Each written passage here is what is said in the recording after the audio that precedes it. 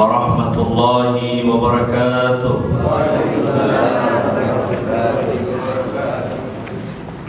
Alhamdulillahi rabbil alamin, wa bihi nasta'inuhu ala umuri dunya waddin, wa ala alihi wa ashabihi wa man tabi'ahum bi ihsanin ila yaumiddin, amma ba'du.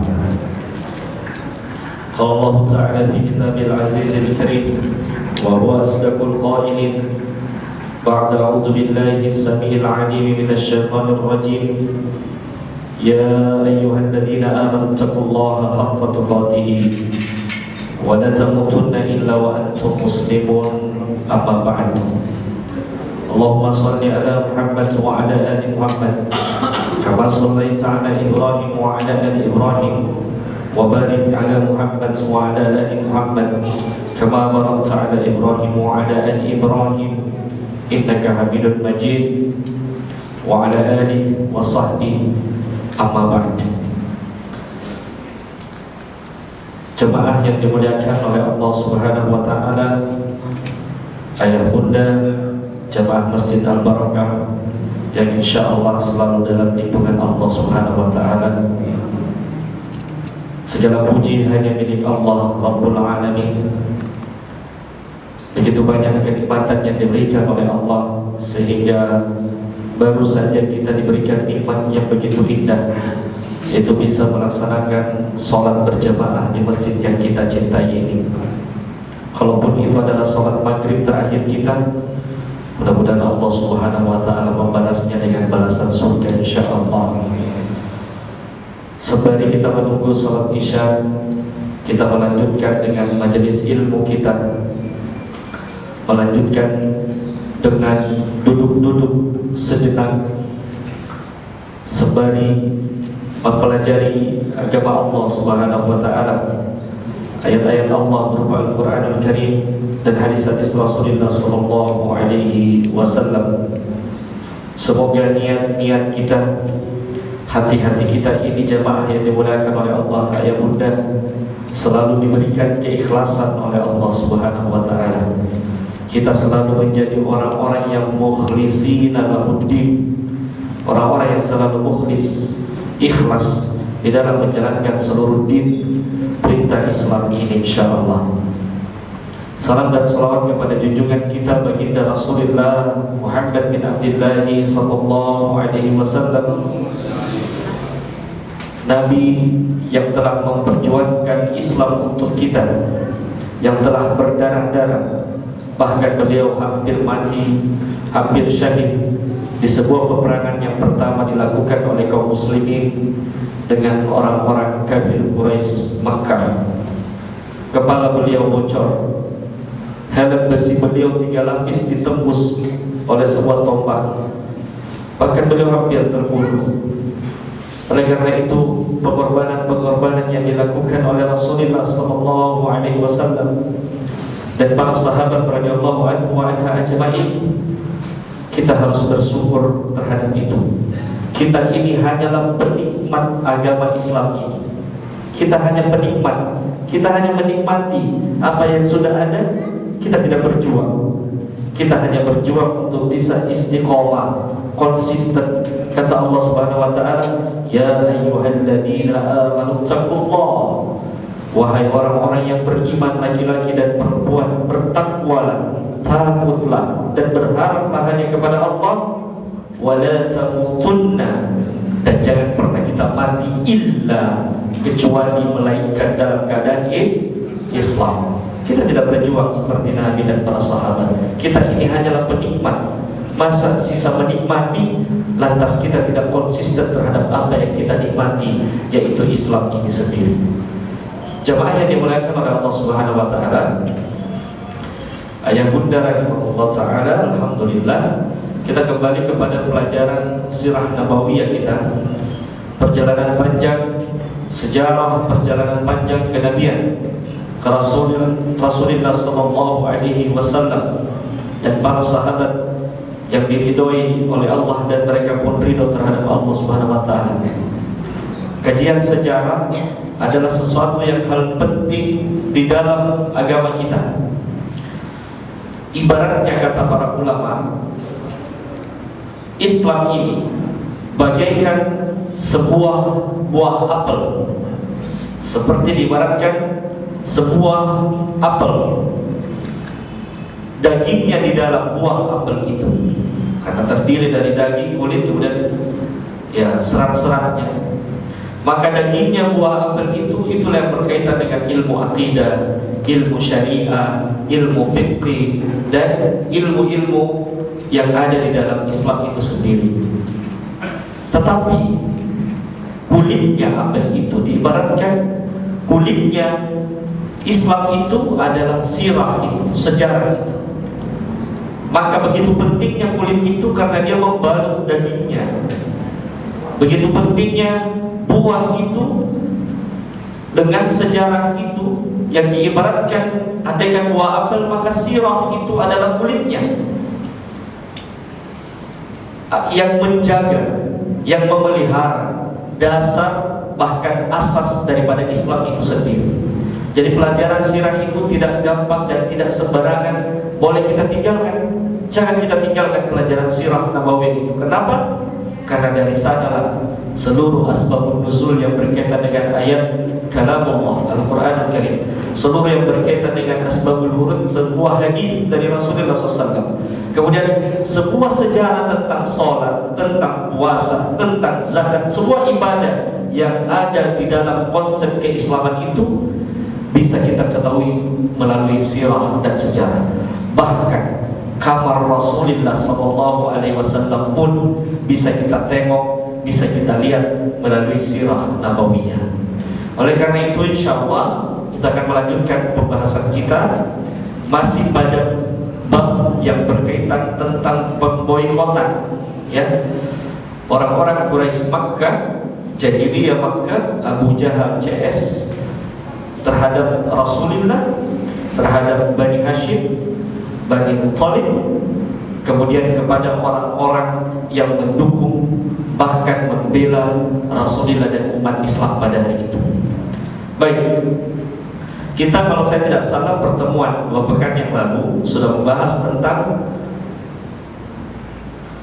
bagaimana pemboikotan yang ditulis di atas perjanjian yang namanya Shahifah. Masih ingat Shahifah ya? Ada 3 butir perjanjiannya. Yang pertama, bahwasanya dilarang siapapun tidak boleh berinteraksi dengan kaum muslimin dalam hal perdagangan atau bisnis atau jual beli apapun, baik membeli maupun menjual. Misal contoh di Tanah Abang, di pasar Tanah Abang di dalam, ya. Setiap orang muslim dilarang orang berinteraksi kepada dia. Contoh ini, jangan dibilang wah enggak sekarang Ustaz, ya ini contoh ya. Misal itu di zaman Nabi seperti pasar Tanah Abang, maka dilarang orang berinteraksi. Gak boleh ada jual beli, baik menjual maupun membeli. Kemudian yang kedua, tidak boleh ada yang menikah, baik dari golongan kaum muslimin ataupun kelompok keluarga besar Rasulullah SAW, baik muslim maupun bukan muslim, dengan orang-orang Quraisy Jahiliyah yang menetapkan Shahifah itu. Berarti sebelumnya boleh, ya. Tapi setelah perjanjian Shahifah itu tidak boleh katanya. Yang ketiga, kesepakatan tersebut berlaku kepada seluruh Abu Thalib, artinya anak-anaknya Abu Thalib atau keluarganya, pamannya Rasulullah SAW. Juga berlaku untuk suku Hashim, Abdul Manaf, dan orang-orang yang membela Rasulullah dan para sahabat. Karena kita tahu, setiap masih ingat kisahnya ketika Nabi SAW dicaci, dimaki, ya, ketika beliau bahkan dibuang kotoran dan segala macamnya, tiba-tiba beliau setelah bertahun-tahun sabar, tiba-tiba beliau mengatakan, wahai Quraisy Jahiliyah, saya akan mengumpulkan seluruh Bani Hashim. Orang kalau sudah sebut Bani Hashim tidak ada berani. Kenapa? Karena kota Makkah itu adalah miliknya, air Zam-Zam itu miliknya, ya. Seluruh yang ada di dalamnya itu adalah miliknya. Dari mana Bani Hashim itu? Bersambung ke Ismail alaihissalam sampai kepada Nabiullah Ibrahim alaihissalam. Jadi pemilik kota itu. Tapi bayangkan, ketika tahun 10 kenabian, sang pemilik kota itu, sang pemilik air Zamzam, sang pengelola Ka'bah, sang pengelola Makkah itu diboikot oleh orang-orang yang juga berasal dari Quraisy. Walaupun beda turunan, ya. Bahkan mungkin juga keluarganya, tapi karena membenci Rasulullah SAW dan membenci Islam tentu saja. Baik. Pemboikotan itu berlaku kurang lebih selama 3 tahun. Pemboikotan itu berlaku kurang lebih selama 3 tahun. Banyak yang meninggal, banyak yang wafat dengan pemboikotan itu. Banyak yang lapar. Bayangkan kalau diisolasi semuanya, semua jalur apapun, makanan, minuman atau apapun bahan makanan diputus. Kita tidak usah 3 tahun, 1 pekan saja diputus jalur, selesai kita, ya. 1 pekan saja. Tidak ada suplai beras, tidak ada suplai lauk, tidak ada suplai ikan dan lain sebagainya. Tidak ada minyak goreng, tidak ada pun. Kita pernah langka saja minyak goreng, harganya mahal, pusingnya mama minta ampun ya Bu ya. Ya, harga minyak goreng karena mahal kan, pusingnya minta ampun. Ini bukan lagi berbicara minyak goreng, ini berbicara tentang pemboikotan total. Tidak dikasih apa-apa. Baik. Maka ketika mereka berkumpul di luar, sudah tidak di dalam ring kota Makkah, artinya yang di sekitar Ka'bah, agak di luar sedikit. Maka satu hari, ketika sudah masa menjelang 3 tahun, sejahil-jahilnya orang kafir Quraisy jahiliyah, dia masih punya apa? Punya hati, punya perasaan. Sejahil-jahilnya. Tapi ada juga orang jahil tetap pada kejahilannya. Sampai itu Abu Jahal. Maka coba perhatikan tokoh nama-namanya ini.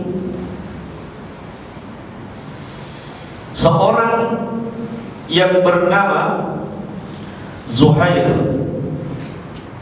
Kata Zuhair, dan Masya Allah Zuhair ini adalah orang yang sangat berjasa sekali. Ketika beliau berkata, demi Allah, tidak sama sekali. Kenapa ditanya? Salah seorang sahabat, bukan Zuhair, Hisham bin Amr. Catat baik-baik nama ini, Hisham bin Amr. Hisham bin Amr melihat kondisi semakin parahnya pemboikotan yang terjadi, maka Hisham bin Amr, dan ini tercatat dalam sejarah, yang memberhentikan pemboikotan itu idenya Hisham bin Amr. Kalau yang ide untuk memboikot siapa lagi? Abu Jahal. Hisham bin Amr. Dan Masya Allah Hisham bin Amr ini akhirnya beliau masuk Islam di kemudian hari. Radhiyallahu ta'ala. Hisham bin Amr bertanya kepada salah seorang kafir Quraisy jahiliyah lainnya, wahai, namanya Zuhair, Zuhair bin Mughirah. Zuhair bin Mughirah ini salah satu kepala suku, Zuhair bin Mughirah. Katanya, wahai Zuhair, wahai Zuhair, apakah kamu tidak kasihan melihat Muhammad dan seluruh Bani Thalib, Bani Hashim, ya, dengan perlakuan orang Quraisy, dan ini sudah berlangsung selama 3 tahun. Apakah kamu tidak kasihan perlakuan suku Quraisy kepada mereka? Maka kata Zuhair, demi Allah, katanya, karena orang Quraisy itu memang sumpahnya sering mengucapkan kata demi Allah, itu biasa, ya, demi Allah. Kalau kita orang Indonesia kadang demi Allahnya diragukan, ya, gampang-gampang kan demi Allah, demi Allah, demi Allah. Sama juga orang Arab kadang-kadang wallahi, wallahi, apapun demi Allah, gitu ya. Entah benar, entah bohong, gitu kan, penting demi Allah. Kata Zuhair, demi Allah tidak sama sekali. Kalau begitu, kenapa kita diam? Kata Hisham bin Amr. Apakah tega melihat saudara itu pun bagaimanapun saudara-saudara kita? Bayangkan 3 tahun Pak, 3 kalender, berarti 12 kali 3, ya 3 kalender tuh ganti, 3 kalender diboikot. Nah, kata Zuhair, demi Allah tidak. Terus kenapa kita diam atas perlakuan orang Quraisy? Maka Hisham itu beliau mencoba untuk mengantarkan satu malam, mengantarkan makanan, memenuhi untanya dengan perbekalan. Masalahnya yang di luar ini bukan 10-20 orang, ratusan orang. Maka beliau ya tiba-tiba di saat keduanya berjalan Syam ini, yang pertama, mohon maaf saya salah ingat ini. Yang pertama adalah Hakim. Ini semua orang-orang yang punya hal penting dalam catatan sejarah Islam. Hakim, namanya Hakim. Ketika Hakim berjalan di satu malam, ya, kemudian beliau bertemu dengan siapa? Abu Jahal. Maka ketika bertemu dengan Abu Jahal, ya, dia ditanya, Hakim bin Huzam namanya, ya, Hakim bin Huzam radhiyallahu ta'ala.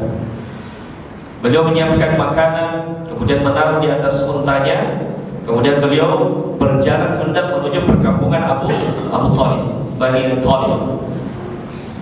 Tiba-tiba sampai di situ, dia mau jalan, ya. Dia bertemu dengan seseorang, namanya siapa? Abu Jahal. Kemudian Abu Jahal bertanya, hendak kemana engkau wahai Hakim? Kata Hakim, apa urusanku tanya-tanya saya? Saya mau kemana? Mau ke utara, ke selatan, ke timur, ke barat? Itu urusan saya. Tidak, kata Abu Jahal. Pasti engkau ingin ke tempatnya Muhammad.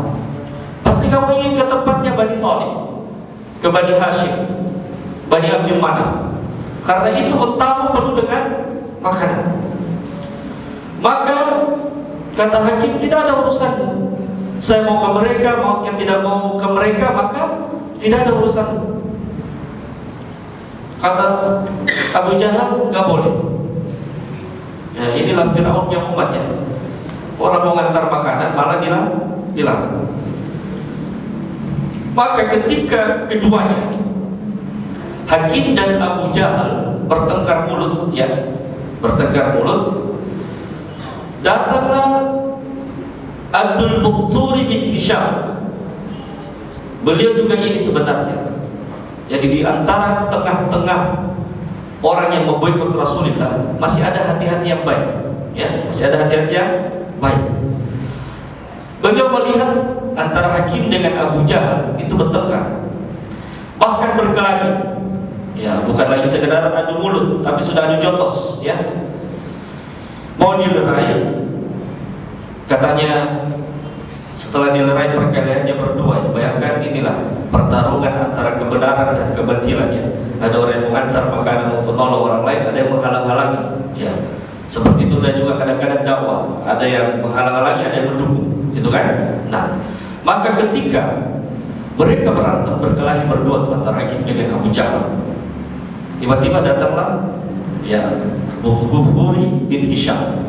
Bukhturi bin Hisham ini melerai, kemudian mengatakan, kenapa kalian berkelahi? Katanya Hisham, wahai Bukhturi, apakah engkau tega? Kata Hakim ini, apakah engkau tega? Itu ada orang lapar, saya cuma mau antar makanan, mereka sudah 3 tahun mungkin tidak makan barangkali. Ini si Abu Jahal ngalang-ngalangin saya. Ya terpaksa saya berantem sama dia. Dan pertarungan itu dimenangkan oleh Hakim. Ya dibuat modal Abu Jahal. Ya hampir mati Abu Jahal dibuat sama Hakim. Maka ketika itu Hakim alhamdulillah berhasil membawa makanan itu ke perkampungan Bani Thalib. Beliau berhasil membawa makanan itu. Maka ketika sampai di situ, ya, mulailah orang-orang yang kita sebutkan namanya tadi, Hisham, Hakim, kemudian Mufuri, Zubair, ya, Zuhair.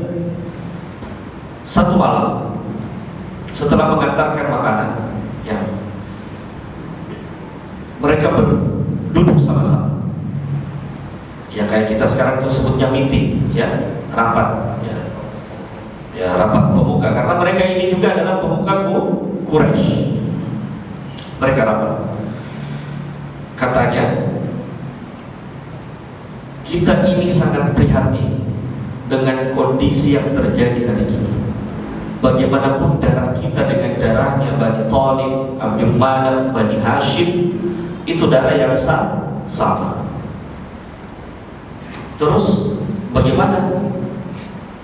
Kata di antara mereka, wahai Hakim, kata Zuhair, bagaimana kalau kita membatalkan sahifah itu?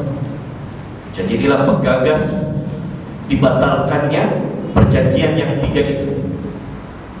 Dengan itu, kalau kita sepakat, karena di antara seluruh orang Mekah itu yang tidak beriman itu, hanya Abu Jahal ini yang paling kotor. Dia yang punya ide, dia yang punya tujuan utama, dan tahu tidak apa tujuannya Abu Jahal untuk memboikot Rasulullah dan para sahabat.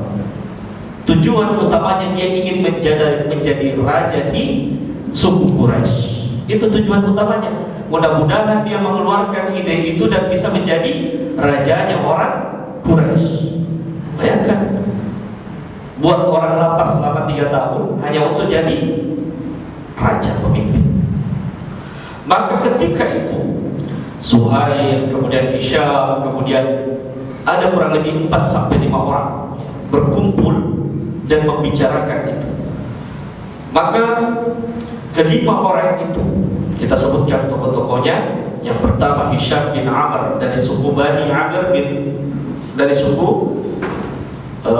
Amr, kemudian Amr bin Nu'aym, kemudian yang selanjutnya adalah Al-Mut'im bin Adi, Zuhair bin Umayyah, Abdul Mukhtur bin Hisham, dan Zam'ah bin Al-Aswad. Inilah 5 orang yang bersepakat pada satu malam, dan mereka berada akhirnya di siang hari di depan Ka'bah.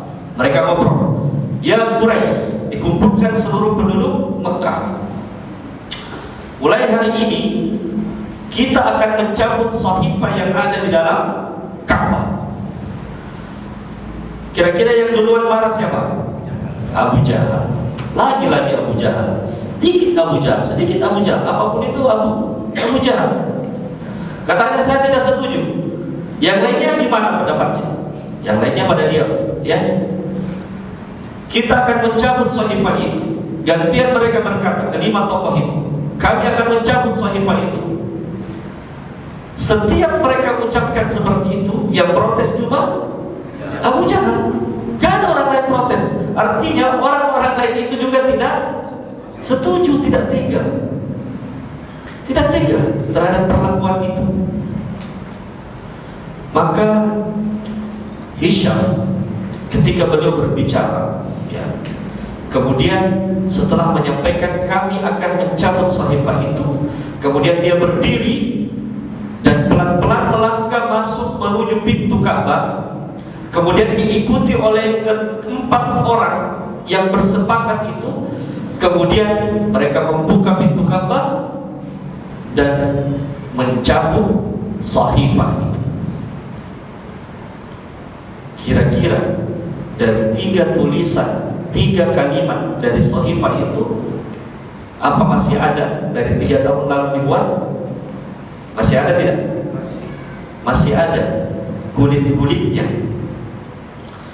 Sisa yang tertulis di situ adalah tulisan Bismikallah tulisan Bismika Allah, dengan menyebut nama Allah, karena mereka juga menyebut nama Allah. Di perjanjian sahifah itu tulisan pertamanya Bismika Allah, dengan menyebut nama Allah.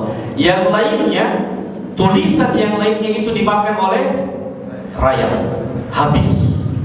Ini menandakan Allah pun tidak setuju dengan hal itu.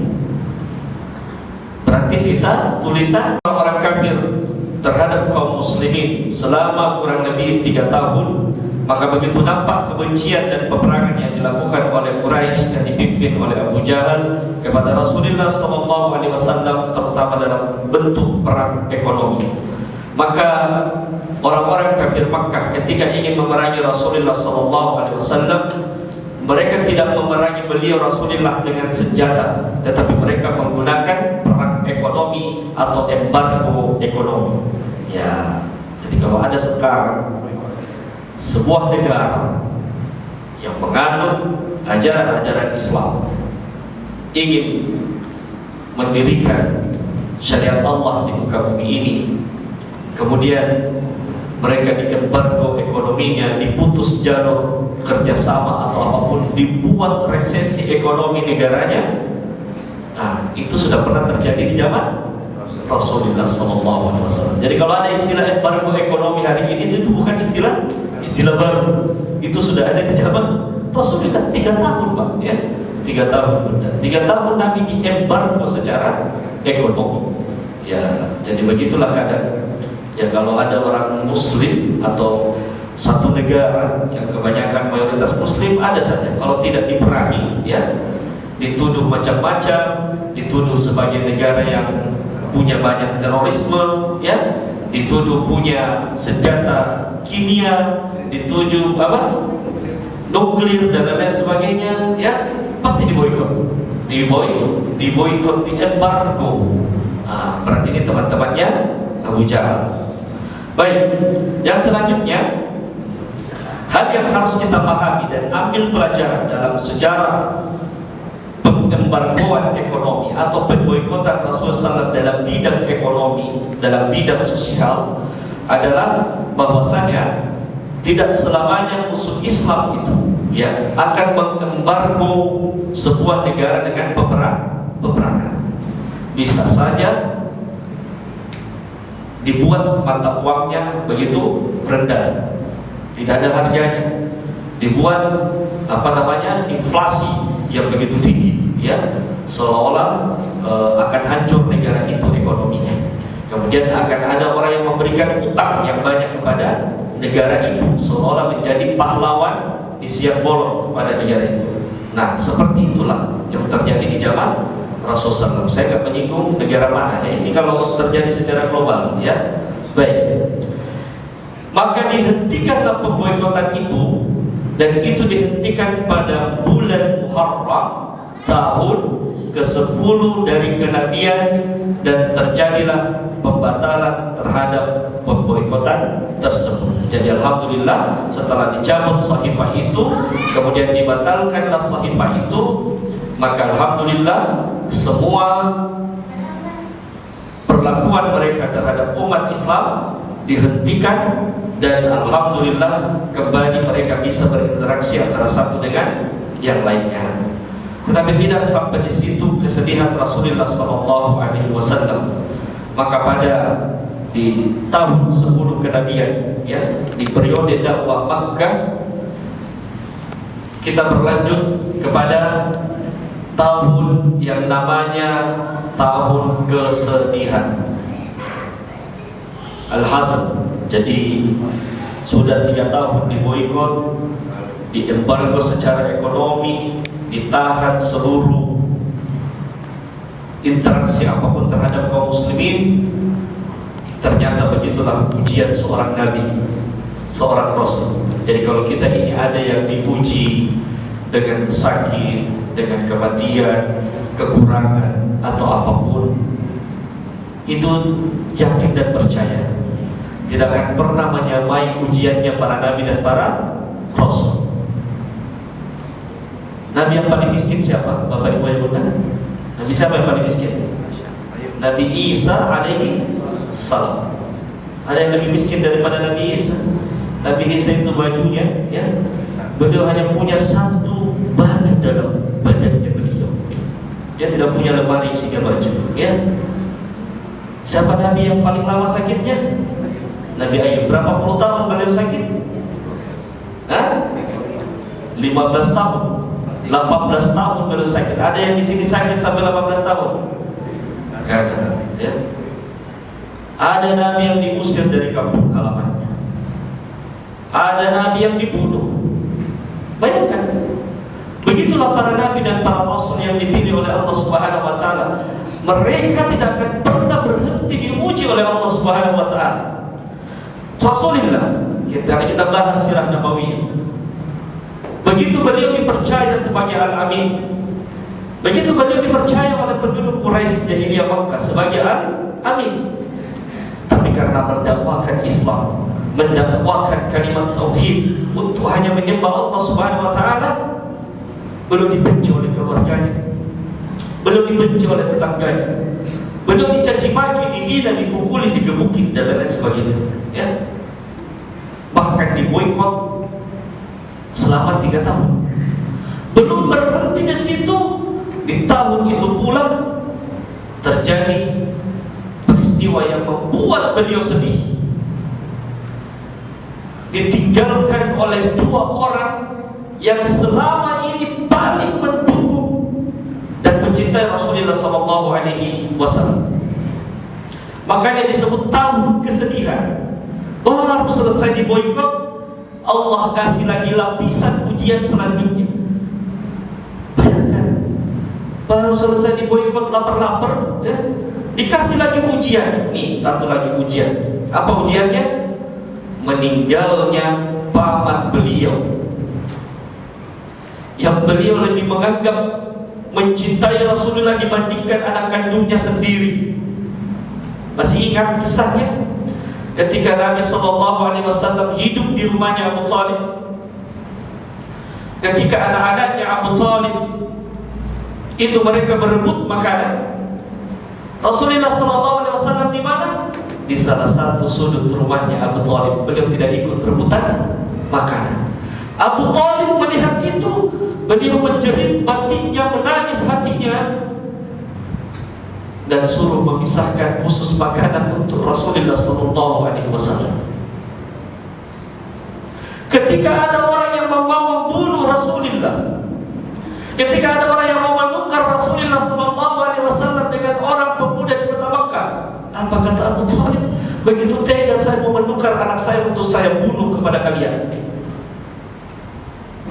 Ketika ada yang mau mencaci maki Rasulullah, maka beliau yang memasak badannya. Ketika ada yang mau menghalangi dakwah Rasulullah, maka apa yang dia katakan? Ya Muhammad, kalau engkau yakin itu adalah kebenaran, maka kami Bani Hashim, Abdul Manaf, Abdul Muttalib akan melindungimu dengan jiwa dan raga kami. Bayangkan, beliau adalah pelindung Rasulullah SAW.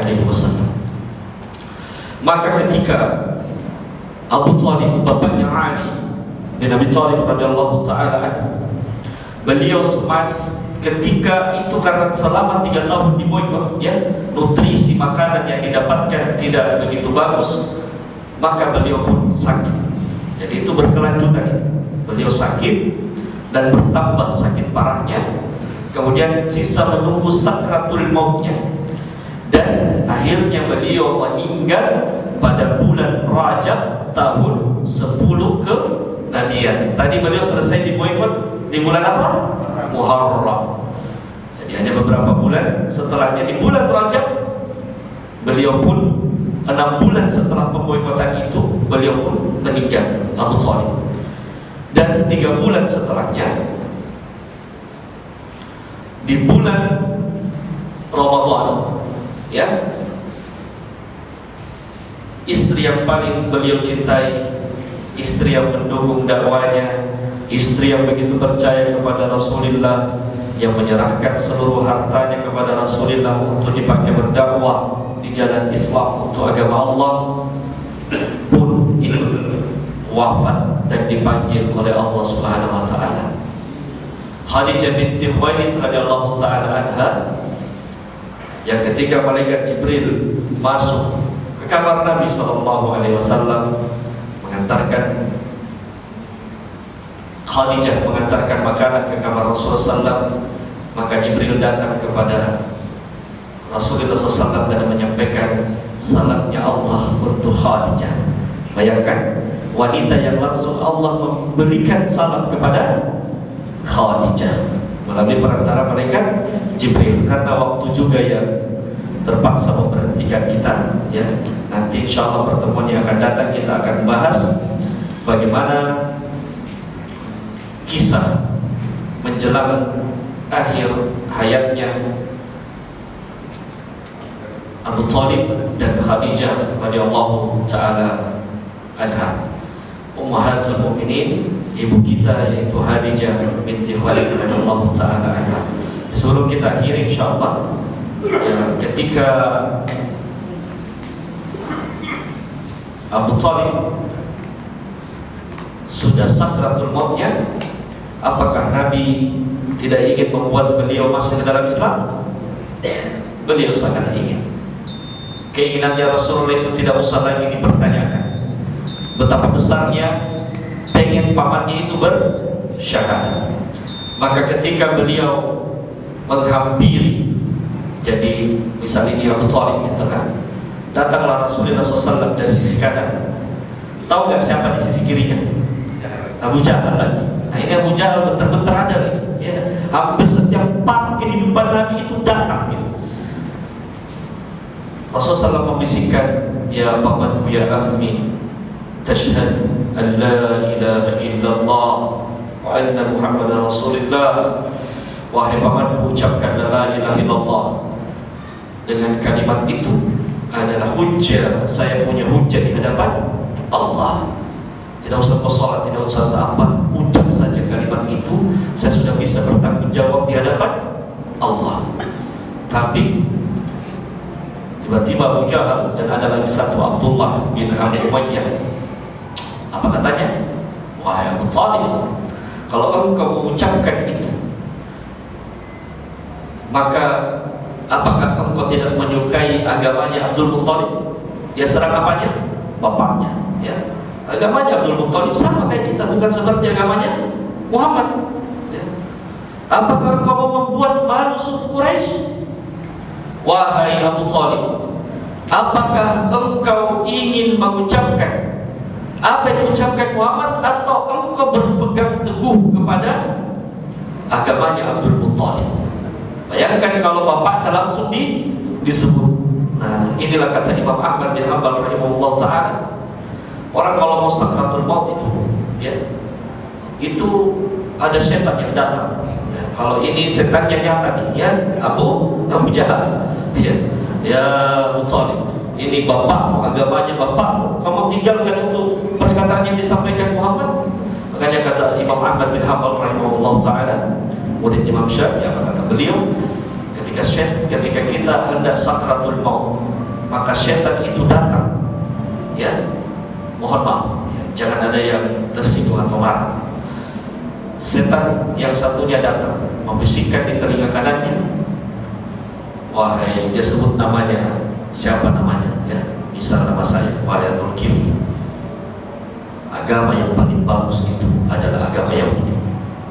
Itu bisikan setan. Ada lagi setan dari telinga kiri kita, agama yang paling bagus itu adalah agama Nasrani. Itu orang kalau mau sakratul maut akan ada bisikan seperti itu. Kalau mau coba saja. Kalau tidak percaya coba saja. Kalau Imam Ahmad tidak mungkin bohong. Beliau mengatakan ketika saya sakratul maut, maka syaitan datang membisiki saya, agama Yahudi adalah agama yang terbaik, agama Nasrani adalah agama yang terbaik.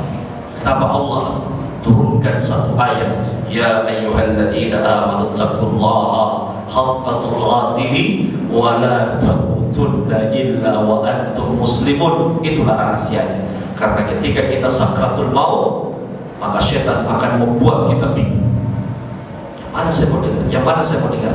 Dia berusaha menggelincirkan kita dari kalimat tauhid, la ilaha illallah. Karena kata Nabi sallallahu, "Man kana la ilaha illallah fi akhiril kalami dakhala jannah." Orang sampai mengucapkan la ilaha illallah pada akhir ayatnya, akhir kalam atau ucapannya, maka dia masuk ke dalam surga.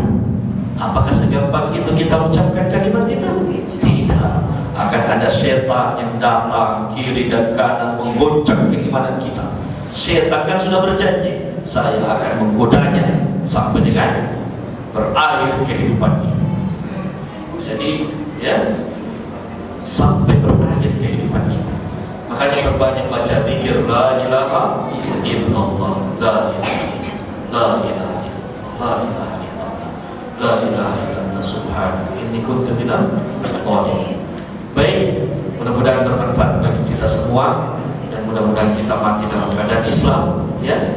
Jadi supaya kita dikembangkan untuk mengucapkan kalimat talqin dengan kalimat la ilaha illallah. Tiada Tuhan yang berhak disembah melainkan hanya Allah. Itulah kalimat terbaik dan sebagai jaminan dari Allah dan Rasulnya, sampai mengucapkan itu maka surgalah tempat terakhirnya. Mudah-mudahan kita bisa dimudahkan oleh Allah mengucapkan kalimat tauhid itu ketika kita nanti menjelang wafat kita, menjelang sakratul maut kita, dan tidak seperti Abu Thalib ya, yang dibuat bingung oleh Abu Jahal. Jadi nanti kalau ada yang mau meninggal, jangan ada yang kayak Abu Jahal di samping kita, ya, usir jauh-jauh, bahaya, ya. Bisa jadi kita dibuat bingung sama dia.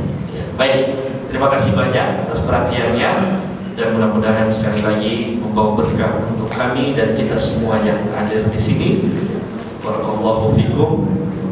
Kita tutup majelis kita dengan beristighfar kepada Allah Subhanahu wa taala. Astagfirullah, subhanallah wa bihamdika, asyhadu an la ilaha illa anta, astaghfiruka wa atubu ilaik. Sallallahu ala nabiyyina Muhammad wa ahli da'wana alhamdulillahi rabbil alamin. Wallahu muwaffiq ila aqwamit thariq. Assalamualaikum warahmatullahi wabarakatuh.